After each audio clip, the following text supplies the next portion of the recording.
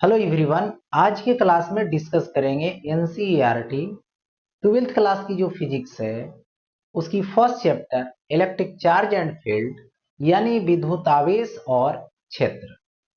इसमें एक्सरसाइज का सवाल चैप्टर फर्स्ट का 13 से लेकर के 23 तक आज इस क्लास में डिस्कस करने वाले हैं, जिसमें स्टार्ट करते हैं चैप्टर फर्स्ट का 13 नंबर सवाल।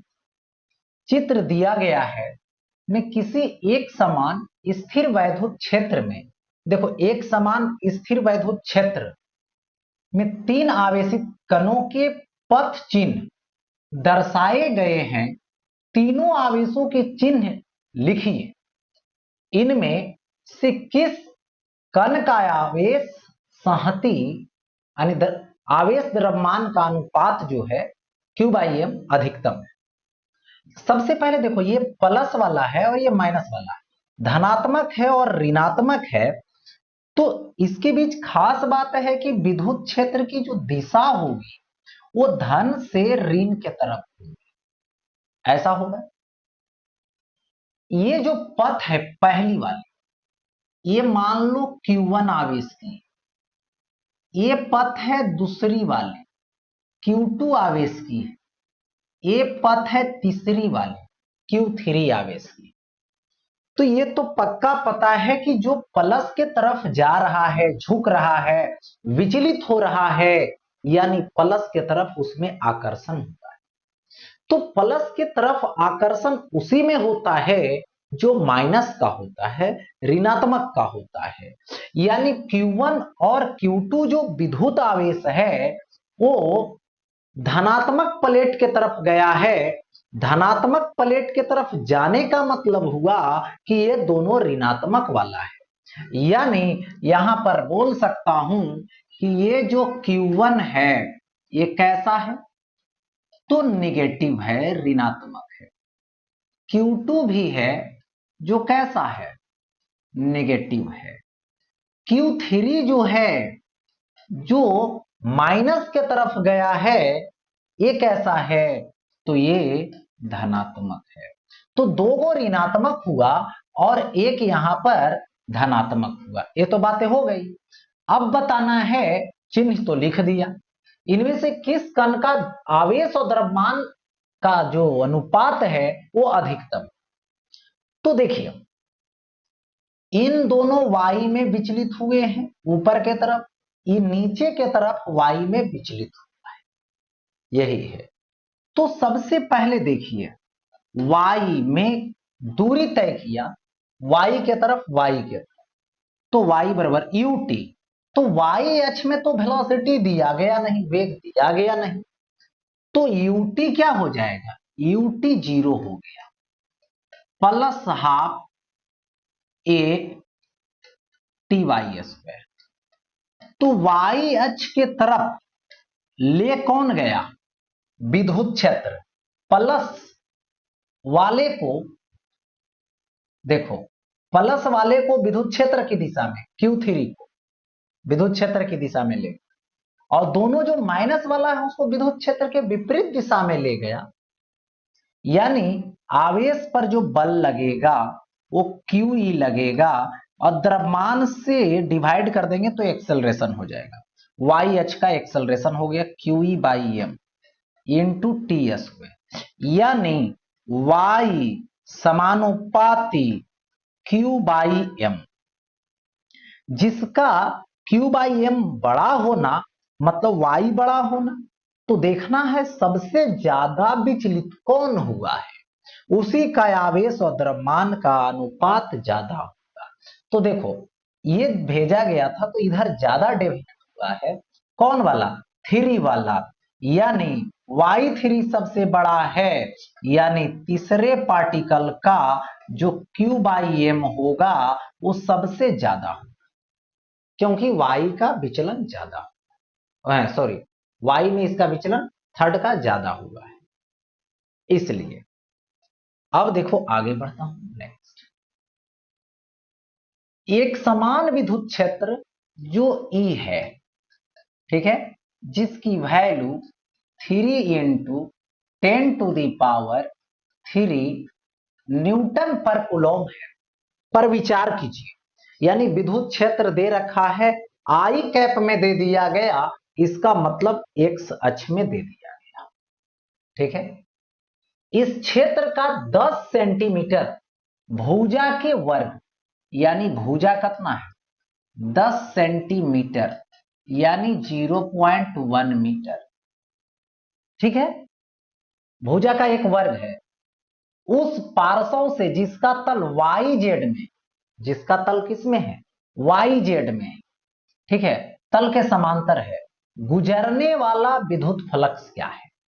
तो यहां पे जरा सोचिए कि एक्स अक्ष इधर के तरफ हुआ, इसी में विद्युत क्षेत्र हुआ इसी अक्ष के तरफ, ये वाई अक्ष हुआ और ये वाला जेड अक्ष हुआ। ठीक है, और इसी वाई जेड प्लेन का जो तल है, माने जो तल है, उसी तल के समांतर एक वर्ग है, इसका जो फेस एरिया होगा वो इधर के तरफ होगा क्षेत्रफल। तो क्षेत्रफल कितना होगा, ए बराबर भुजा स्क्वायर होगा इसके क्षेत्र की दिशा में। भुजा स्क्वायर मतलब 0.1 का होल स्क्वायर, यानी 10⁻⁻² मीटर स्क्वायर। ठीक है, तो यहां पर हमें ए नंबर में निकालनी है फाई। एकदम देखो ऐसे है, क्षेत्र विद्युत क्षेत्र इधर है, इसका भी सतह इधर ही है, सतह का दिशा। तो ये क्या लिखोगे, ई ए कॉस थीटा, ई का वैल्यू दे दोगे 3 × 10⁻³ ए का value 10⁻⁻², cos theta cos 0 degree, तो 3 × 10, ये पावर 3 और -2 है ना, कॉस 0 1, तो 30 न्यूटन मीटर स्क्वायर पर। बी नंबर में क्या बोला, इसी वर्ग से गुजरने वाला, मतलब इसी वर्ग से, मतलब इतना ही भुजा वाला है, इतना ही क्षेत्रफल, फ्लक्स कितना है, यदि इसके तल का अभिलंब एक्स अक्ष के साथ, यानी एक्स अक्ष से 60 डिग्री का कोण बना, अभी तो 0 डिग्री बना रहा था, अब ऐसे हो जाएगा थीटा बराबर 60 डिग्री बनाने लगा, 60 डिग्री बनाने लगा।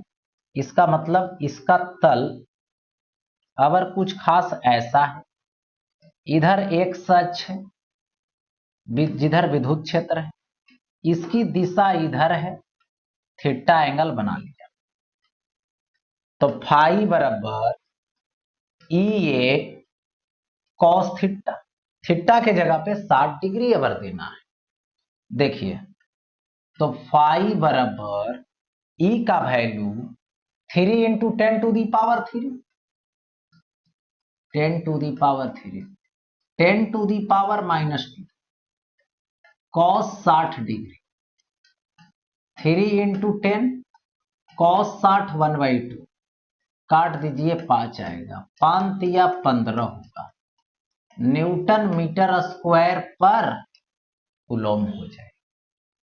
हो गया ऐसा। नेक्स्ट, अब देखिए, इतना मतलब जो सवाल ये है वो बता रहा है 14 में जो था चैप्टर फर्स्ट के, एक समान विद्युत क्षेत्र का 20 सेंटीमीटर भुजा के किसी घन से जो इस प्रकार अभिविन्यासित है कि उसके फलक निर्देशांक तलों के समांतर है, कितना नेट फ्लक्स गुजरेगा, यानी पिछले वाला सवाल की बात कर रहा है। देखिए, ये है ओरिजिन, ये हुआ एक्स अक्ष, ये हुआ वाई अक्ष, ये हुआ जेड अक्ष। चलिए, इसमें तो विद्युत क्षेत्र बताया गया है कि एक्स अक्ष के तरफ, विद्युत क्षेत्र किधर है एक्स अक्ष के तरफ। तो यहां पर आपको क्या करना है, क्यूब बनाना है, इस तल के समांतर खींचे, इस तल के समांतर खींचे,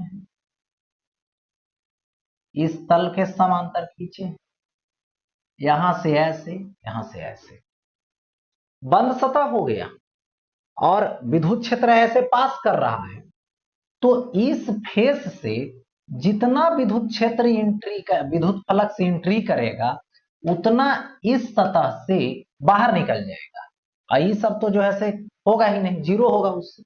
तो देखिए ऐसे भी कोई भी बंद सतह किसी विद्युत क्षेत्र में रखते हो तो उससे गुजरने वाला जो विद्युत फलक्स होता है वो शून्य होता है, क्योंकि जितना ये इन करेगा, यहां पर देखिए इन किया, यहां से -5, आउट करेगा यहां से +5, मतलब जितना इन करेगा उतना आउट करेगा।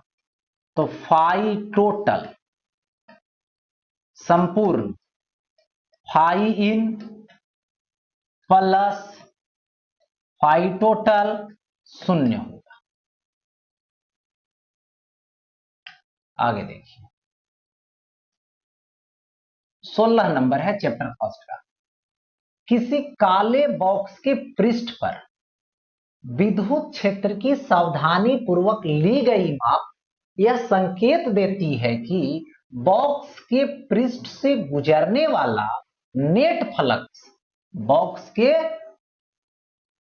सतह से पृष्ठ से गुजरने वाला नेट फ्लक्स यानी फाई 8.0 यानी 8 10⁻³ न्यूटन मीटर स्क्वायर पर कूलम।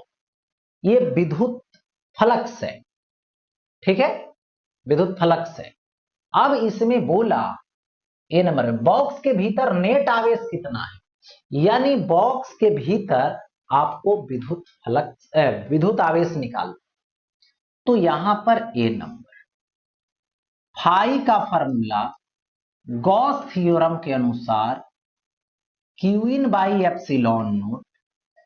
तो क्यूइन बराबर epsilon naught phi, epsilon note 8.85 10⁻⁻12 होता है। फाई का वैल्यू पुट कर दो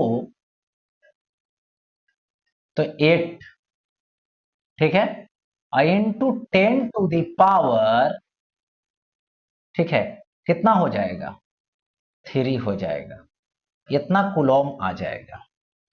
देखिए 8 बचे, इन दोनों को मल्टीप्लाई करिएगा तो 8 बचे 40, 8 8 64, 64 और 4 68, ठीक, 6 बच रहा है, 8 8 64, 64 और 6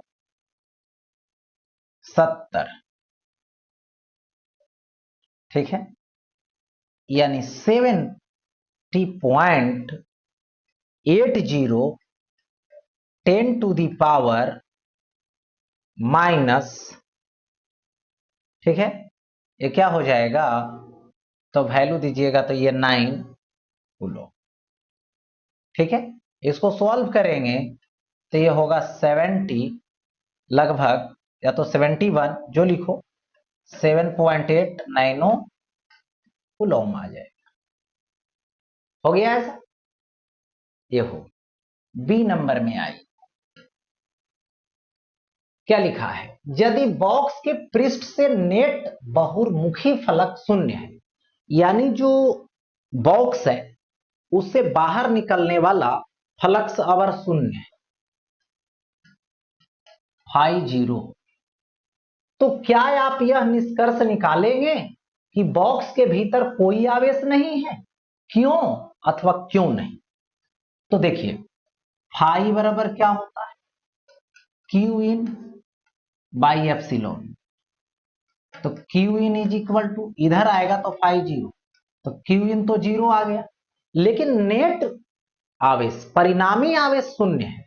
हो सकता है कि ये बॉक्स है, ठीक है, और इस बॉक्स के अंदर कोई आवेश नहीं है, या तो फिर हो सकता है कि जितना माइनस है उतना इसके भी अंदर प्लस है, फिर भी फ्लक्स शून्य होगा, जितना प्लस उतना माइनस है।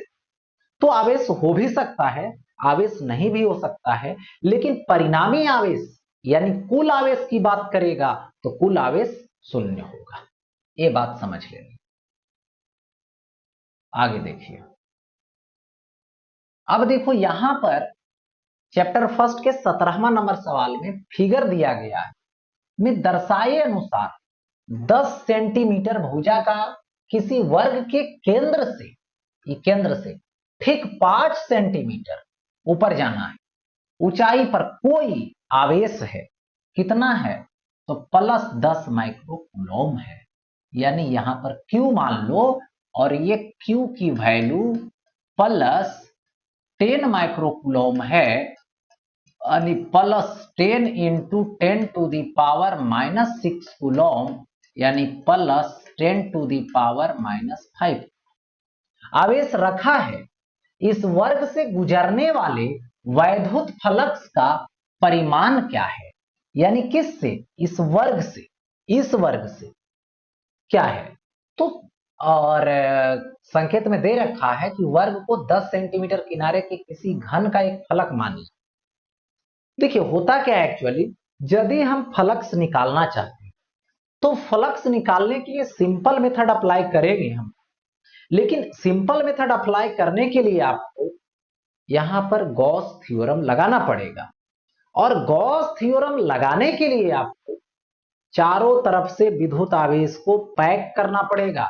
चारों तरफ से विद्युत आवेश को पैक कर दीजिए, तो पैक करिएगा तो एक वर्ग लीजिएगा, इधर से वर्ग लीजिएगा, इधर से, इधर से, इधर से और ऊपर से, तो कुछ खास नहीं, कुछ ऐसा फिगर देखने को मिल जाएगा। देखिए ऐसे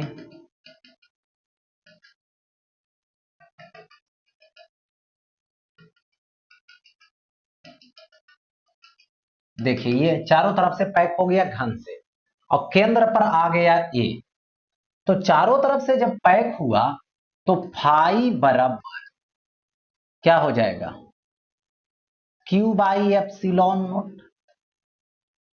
गॉस थ्योरम से, गॉस के प्रमेय से, गॉस के प्रमेय से तो कितना फेस है, घन में 6 फेस है, 6 सतह से, 6 सतह से हमको क्या चाहिए, एक सतह से, तो एक सतह से,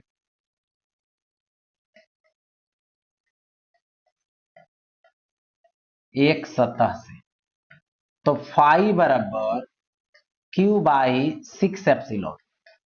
Q का वैल्यू 10⁻⁻5, 6 रहने दीजिए, इंटू, अब अप्लाई कीजिए 8.85 10⁻⁻12, ठीक है, तो क्या आ जाएगा, फाई बराबर, देखिए ई माइनस में तो ऊपर जाएगा प्लस में, तो 1/6 इंटू 8.85 10⁻, कितना आ जाएगा, ये माइनस में है, ऊपर जाएगा प्लस में 12 और -5, तो ये 7 हो जाएगा, ठीक है, ऐसा दे दिया गया।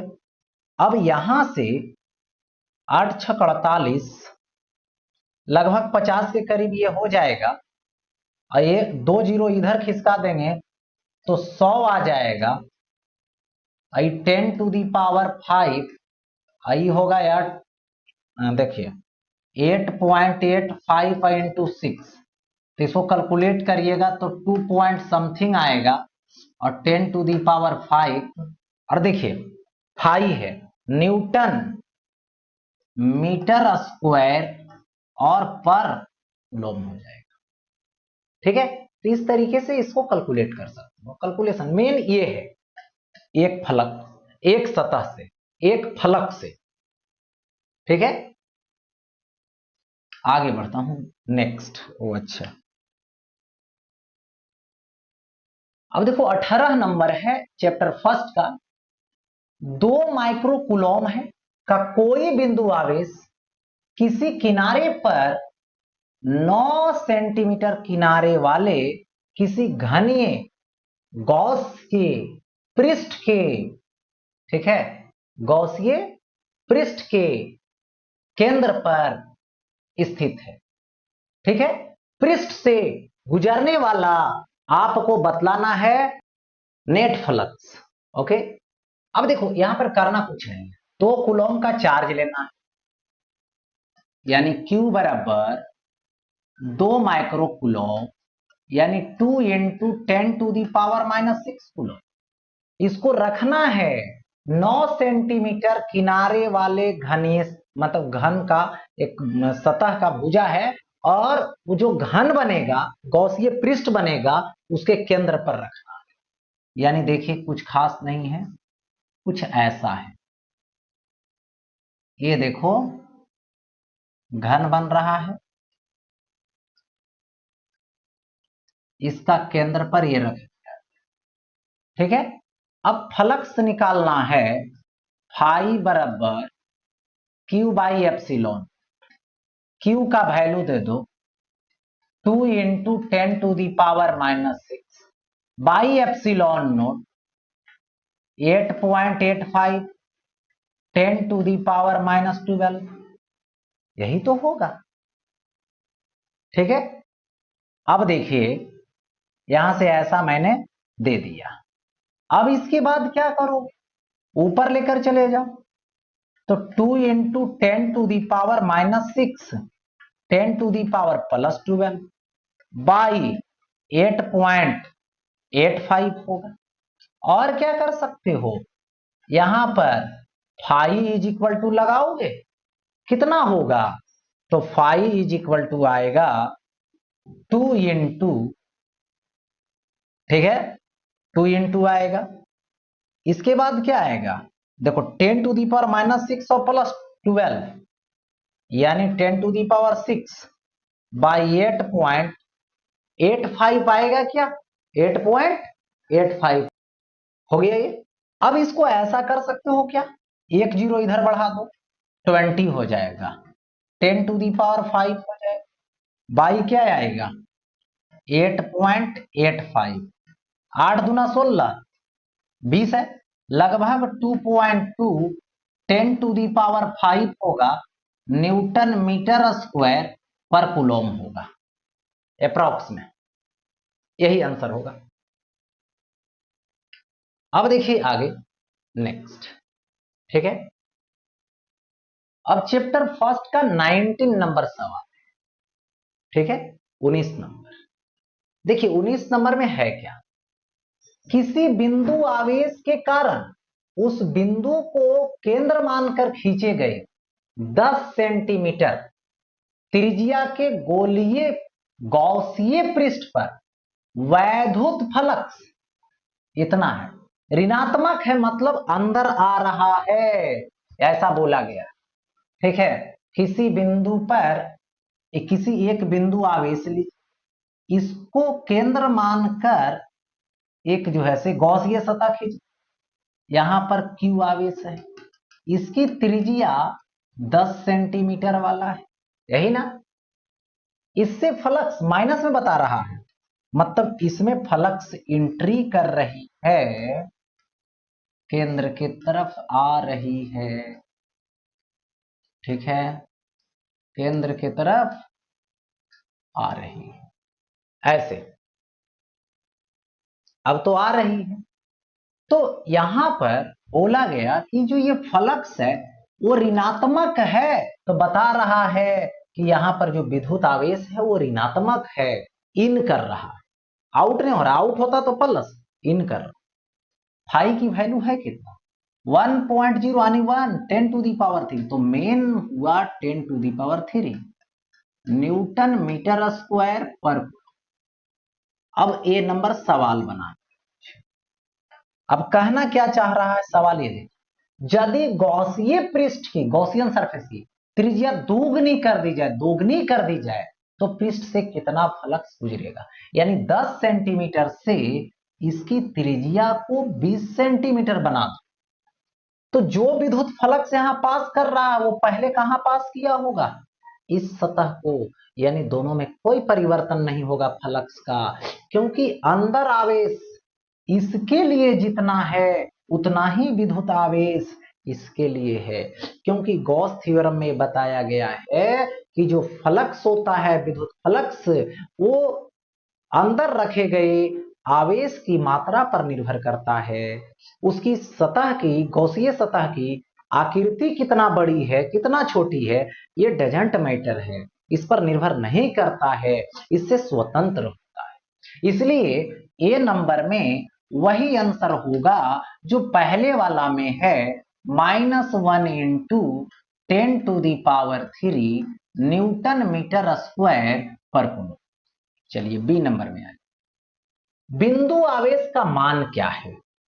तो बिंदु आवेश का मान निकालना है यदि आपको, तो फाई बराबर Q बाई एप्सिलॉन नोट देना होगा, और Q is equal to epsilon not into phi, तो epsilon note 8.85 into 10⁻⁻12 into phi, तो 10⁻³ दे दो।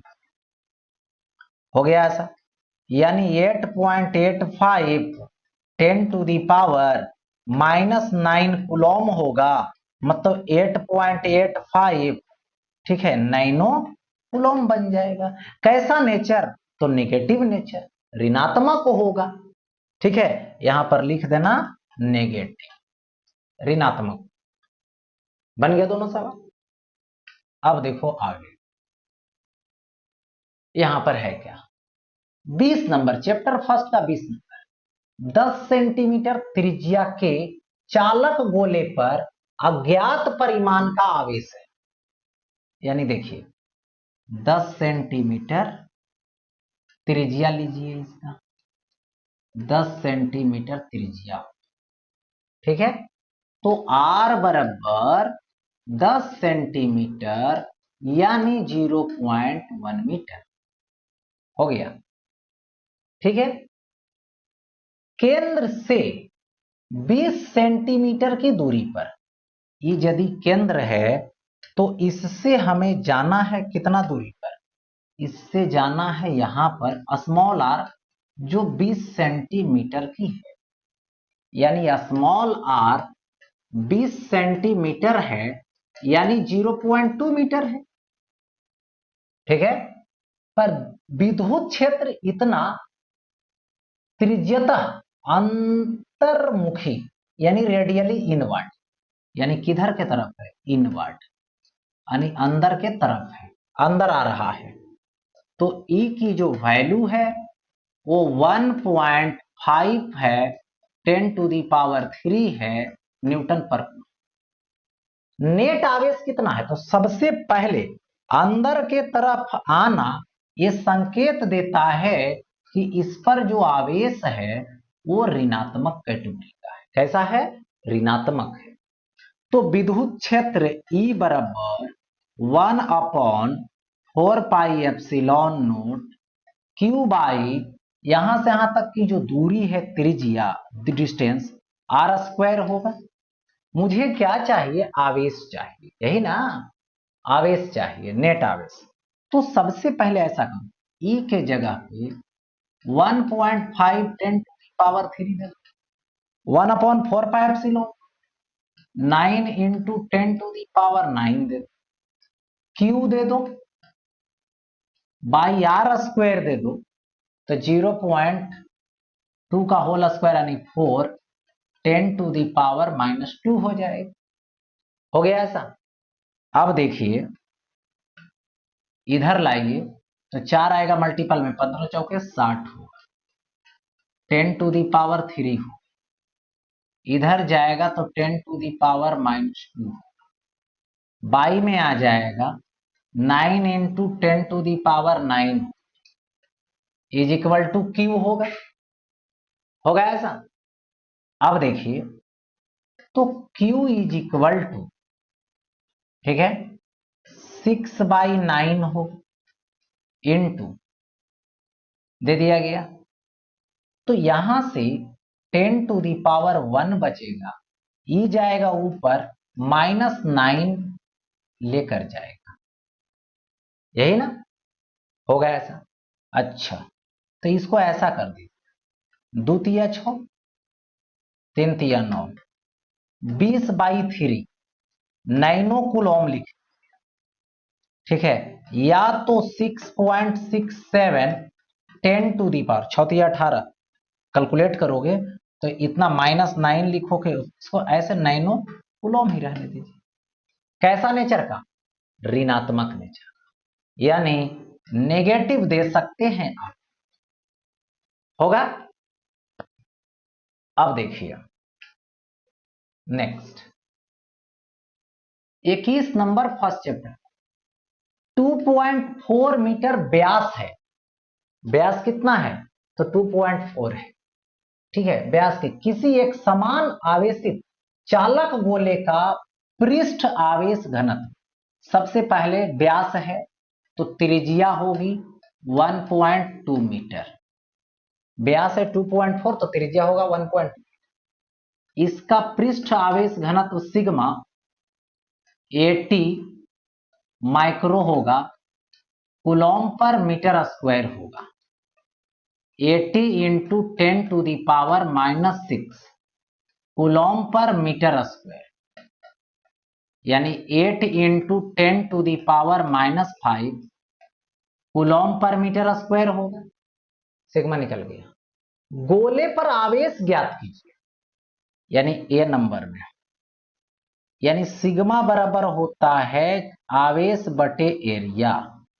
तो आवेश बराबर होता है सिग्मा ए, यानी सिग्मा इंटू 4πr² दे। हो गया ऐसा?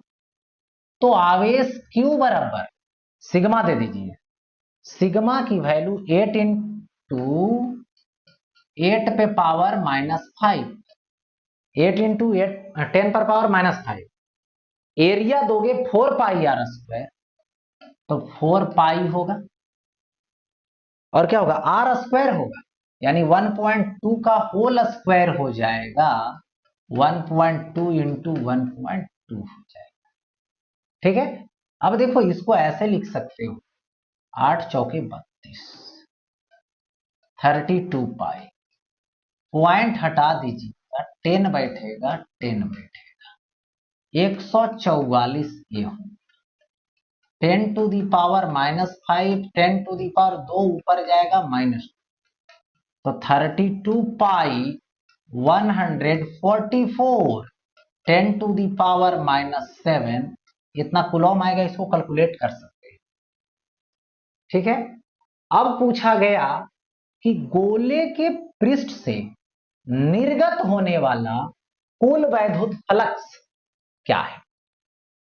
कुल वैद्युत फ्लक्स क्या है? B number. स्पेस है क्या? हाँ।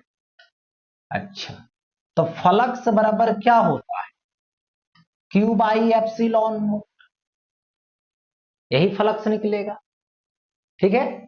तो फ्लक्स जब निकलेगा फाई बराबर Q/ε0, तो कैसे? Q का वैल्यू तो यहां पुट कर देंगे। अच्छा, इसको लिख सकते हो Q इंटू 1/ε0, ठीक है। देखिए, तो देखो फाई बराबर Q का वैल्यू लाए हैं 32π, और ये क्या है 32π इंटू 144 है, इंटू क्या है देख सकते हो 10⁻⁻2 है, यही ना? ओ अच्छा, 10⁻⁻2 लिखा गया है, गलत, 10⁻⁻7 लिखाना चाहिए, क्योंकि -5 है और -2। अच्छा, ठीक है, तो यहां पर 10⁻⁻7 है, यही तो है, और इंटू क्या हुआ 1/ε0, तो इसको लिख सकते हैं 1/ε0 को लिख सकते हैं, ठीक है। 1/ε0 को लिख सकते हैं, ε0 नीचे है, तो 8.85 10⁻⁻2, ठीक है।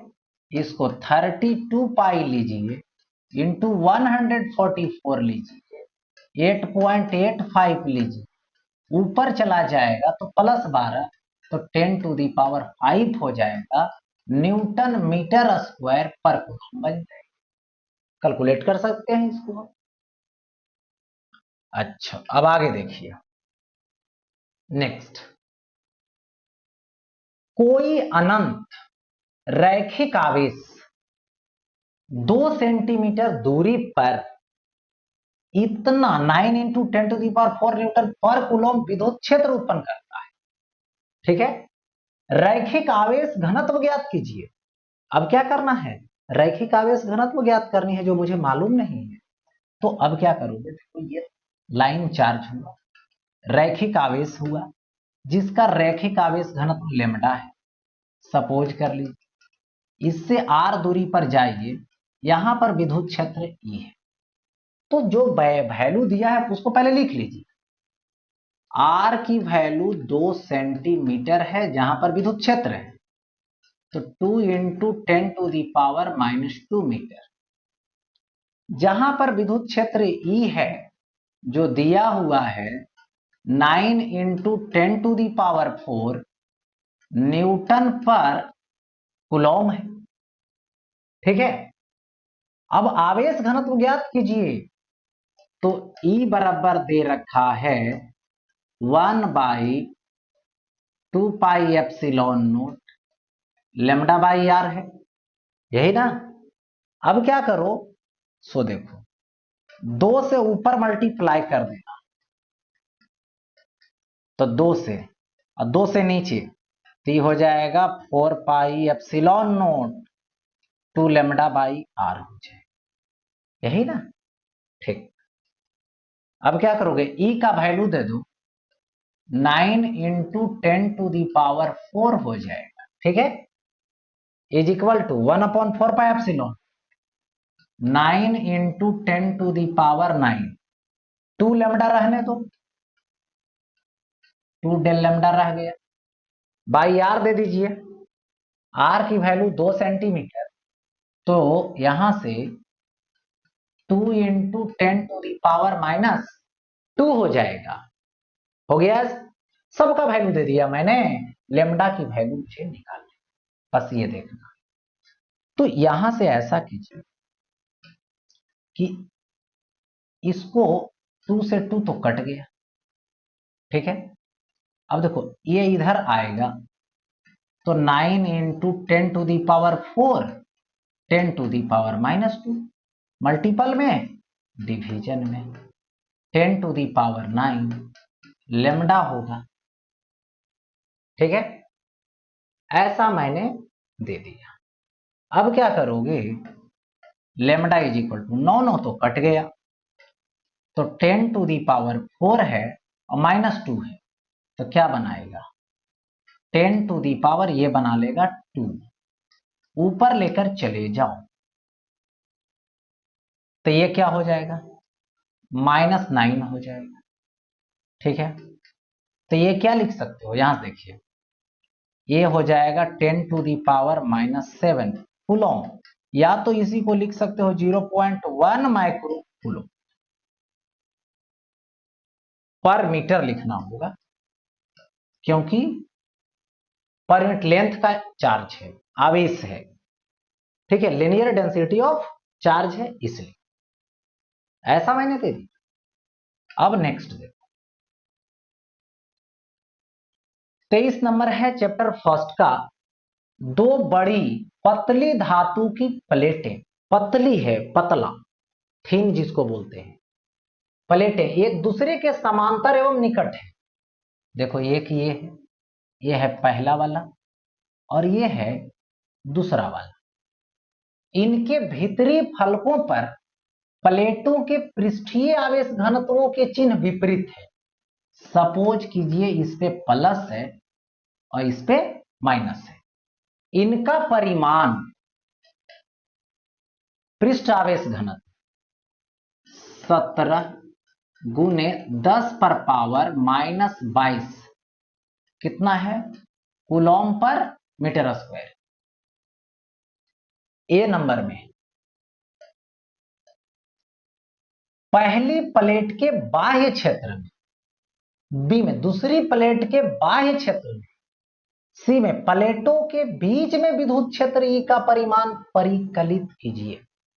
तो पहले यहां पर एक बिंदु लीजिए, पहली वाली इधर के तरफ देगा E1, दूसरी वाली अपने के तरफ देगा E2। और याद रहे, देखो इन दोनों प्लेन जो है कहीं भी विद्युत क्षेत्र देगा, है तो धातु की प्लेट लेकिन पतला प्लेट। देखो तो E1 बराबर E2 होगा, ठीक है, सिग्मा बाई 2 एप्सिलॉन। यदि पतली प्लेट नहीं होती तो सिग्मा बाई एप्सिलॉन नोट होता, लेकिन है पतला प्लेट इस। तो यहां पर जो बाहर बिंदु है इसको M मान चुके हैं, तो A नंबर में M पर क्या होगा, E1 माइनस E2 होगा, क्योंकि जितना प्लस वाला इधर दे रहा है माइनस वाला उतना इस पॉइंट पर इधर दे रहा है, दोनों इक्वल है 0 हो जाएगा। बी नंबर में दूसरे प्लेट के बाहर इधर यहां पर N बिंदु, ये फर्स्ट प्लेट प्लस है तो अपने से दूर भेजेगा, ये माइनस वाला है तो अपने के तरफ देगा, नजदीक देगा, ठीक है। तो यहां से फिर आएगा En, क्या होगा जी, E1 माइनस E2 होने वाला है, फिर तो फिर ये क्या हो जाएगा, यहां पर शून्य हो जाएगा। हो गया, दोनों बिंदु के बीच में। सी में बोला है आपको कि दोनों के बीच निकाले, तो दोनों के बीच तो यहां पर होगा। अब दोनों के बीच यहां पर होगा तो ये प्लस वाला अपने से इधर देगा दूर, ये माइनस वाला अपने तरफ देगा, तो अबर दोनों ऐड होने वाला है। दोनों के बीच जो पॉइंट ले रहे हैं उस पर दोनों मिल करके एक ही दिशा में दे रहा है, यानी दोनों ऐड होने वाला है। तो यहां पर क्या करो, सी नंबर में दोनों ऐड होने वाला है, यानी E1 प्लस E2 होगा, ठीक है। E1 का value sigma by 2 epsilon, E2 का वैल्यू सिग्मा बाई 2 एप्सिलॉन, यानी सिग्मा बाई एप्सिलॉन। सिग्मा का वैल्यू दे दीजिए, तो देखिए 17 कितना है, 22 है, 17 into 10 to the power minus 20 by epsilon note 8.85, ठीक है, 10 टू दी पावर माइनस 12 होता है, यही होता है। देखिए तो 17 by 8.85, 10 to the power minus 22 और 10 टू दी पावर प्लस 12, ये लगभग आएगा तुमको 1.9, 10 टू दी पावर यहां से माइनस 10 बचेगा, इतना क्या आएगा, न्यूटन पर कूलॉम होगा।